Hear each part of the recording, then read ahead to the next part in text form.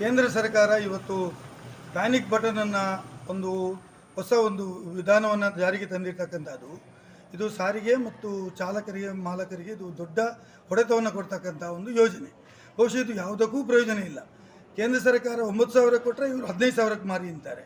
ತರಾತುರಿಯಲ್ಲಿ ರಾಜ್ಯ ಸರ್ಕಾರ ಈ ಬಟನ್ ಹಾಕೋದು GPS ಅಗತ್ಯ ಇಲ್ಲ ಅಂತ ಹೇಳಿದರೂ ಕೂಡ ಒತ್ತಾಯಪೂರ್ವಕವಾಗಿ ಆಗತಕ್ಕಂಥದ್ದು ತಪ್ಪು. ಈ ಆದೇಶವನ್ನು ರದ್ದು ಮಾಡಬೇಕು. ಇದು ಬರೀ ದುಡ್ಡು ಮಾಡುವಂಥ ಕಾರ್ಯಕ್ರಮ.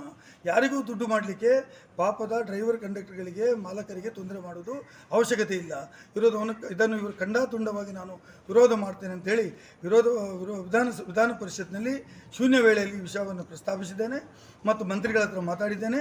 ಮಂತ್ರಿಯವರು ಹೇಳಿದ್ದಾರೆ, ಇದು ನಾನು ಹೇಳಿದ ಮೇಲೆಯೂ ಮಾಡ್ತಾ ಇದ್ದಾರೆ, ಇದು ಸರಿಯಾದ ಕ್ರಮ ಅಲ್ಲ ಅಂತ ಹೇಳಿದ್ದಾರೆ. ಈ ಬಗ್ಗೆ ನಿಮ್ಮ ಹೋರಾಟಕ್ಕೆ ನನ್ನ ಸಂಪೂರ್ಣ ಬೆಂಬಲ ಇದೆ.